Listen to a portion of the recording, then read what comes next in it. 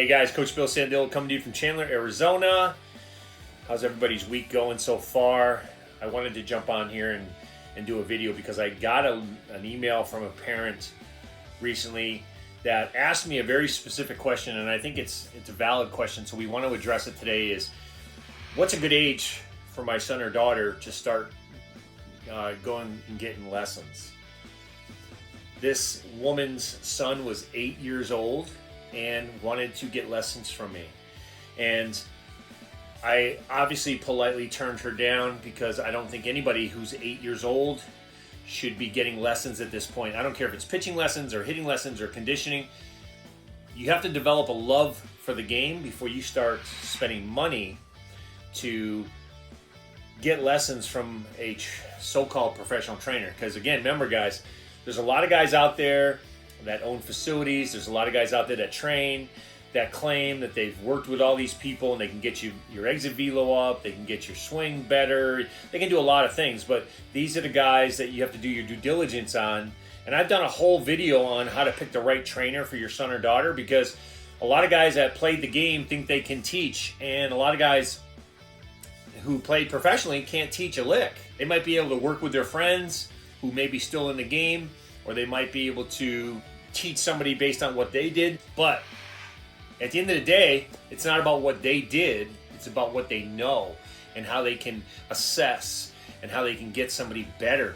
And here's the thing, guys, when somebody claims they played professional sports and they put that in their ad as one of the first lines you read, I played minor league baseball for X team, you got to do your due diligence, because usually that means they have no experience and they're just trying to draw you in because they played professionally.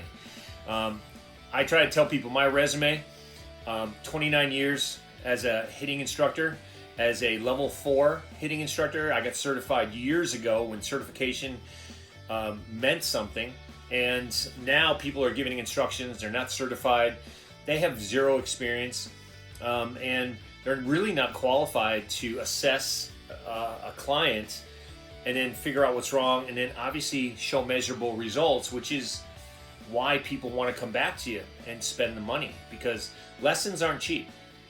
I often say this to people, especially nowadays, taking lessons doesn't make you special, it makes you average, because everybody and their brother now takes lessons because they want to keep up with the Joneses. So how to pick the right trainer is essential. Do your due diligence, make sure you're getting value for what you're getting, and being able to show measurable results in the process. So today we're going to continue to talk about this, because what is lessons? What does it do? Why do we take lessons, right? What are you getting out of lessons? So the first thing I tell people all the time is have a plan for your lessons. What do you want to get out of your lessons? Have a goal. Same thing when you show up to practice or you show up to a game. What's your goal? Have a goal in training, because a lot of kids will get to training and they expect the trainer to do everything, and then they're just going to get better miraculously, right? When the reality of lessons, really, I got to take the information that he's giving me, I got to do the drills that he's showing me, and I got to implement them in my own training sessions. So I always tell people, when you meet with me once a week, then you have 5 more days to kind of relive and do that session over and over again. And because I want you to do the sessions, I need you to have questions. The Q&A tells me you're doing the work. If a guy comes to me and he doesn't have any questions and he's trained for an entire week, how do I know he's doing it right? What is he doing? What kind of drills is he doing? So doing the drills, having Q&A is extremely important, because that's kind of sets me up for the next session with this guy. I do my own due diligence by looking at the video, because we did a video analysis of him when he first came to me. We look at some of the changes he has to make. We have a lesson plan for all your clients. I mean, every client is different. We do similar drills a lot of the time. We do prereqs, as I call them, prerequisites. But then we get into the meat of the lesson where we kind of tailor it to what's going on, what am I trying to get across that day, what are we actually working on to get your son better that can show measurable results, and that's the key. And then, of course, at the end of the day, everything we do has to translate to the field, and there's so much that goes into that. That is a whole separate category altogether, because We work with the mental side of the game. We work with the approach, your in-game approach, what you're doing between pitches, that 15 seconds between pitches, what's your mindset like? That's important. That goes into that in-game performance, because when we show up at practice or training, there's no pressure to perform. So trying to perform on the stage, like I always say at 7:05 when the lights come on, can you perform? Are you just a good 5 o'clock hitter? Meaning, can you train well, but then it doesn't translate to the field? That goes into the mental side of the game, which we'll go into at another time, because there's just so much to dive into when you talk about the mental side of the game.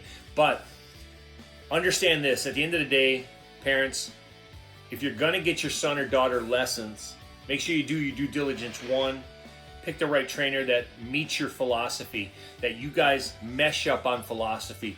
Number two, make sure their first lesson, they do an assessment to make sure what they're looking at and how they want to do it. If somebody just jumps into lessons with somebody, not assessing somebody, that means they have no experience, okay? That's your tell. They can talk about the assessment, they can talk about the experience, but honestly, they probably don't, okay? And lastly, make sure that you're getting the right price for what you're expecting. What are you getting for paying that money? Because like I said, lessons aren't cheap. You're paying for a service, and make sure you get that service, because in my business, I want you to keep coming back. I want you to like what you do. I want you to get better, because at the end of the day, you're my calling card.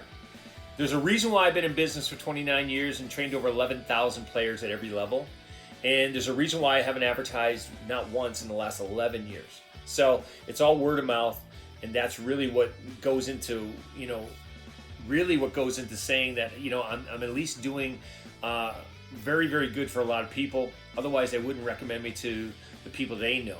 And because I don't take everybody as a client and I do a hitting analysis first, I probably turn down 50% of the people I talk to, because I'm very honest and upfront, meaning I don't think some people need lessons. I've been very blunt about this with other players, because I'm training one person, they get 2 other people to come to me, and honestly, I tell them, you're just not ready for lessons right now. But they don't believe me, and they go and spend $100 an hour on somebody else because they feel they need it. When in reality, if you just develop a love for the game, I can give you drills to go home and do, be really good, fluid with your motions, and when you get better with your skill set, right? You can come back to me and we can reassess, and then we can probably take lessons then. But again, I don't take anybody. There's a reason why professional, good trainers don't take everybody. There's a reason why we don't take people at a certain age, because we know they're still developing. So when you see trainers saying, I'll take 7-year-olds, 8-year-olds, 9-year-olds, that means they just want the money. And obviously, we're not in it for the money. We're in for development, and you should be too. So again, I hope that helps. Thank you for those questions. I appreciate it. I love the Q&A. If you have anything regarding training or baseball or whatever you need to talk about, feel free to email me. And I hope you guys have a great rest of your week. And I'll talk to you again soon.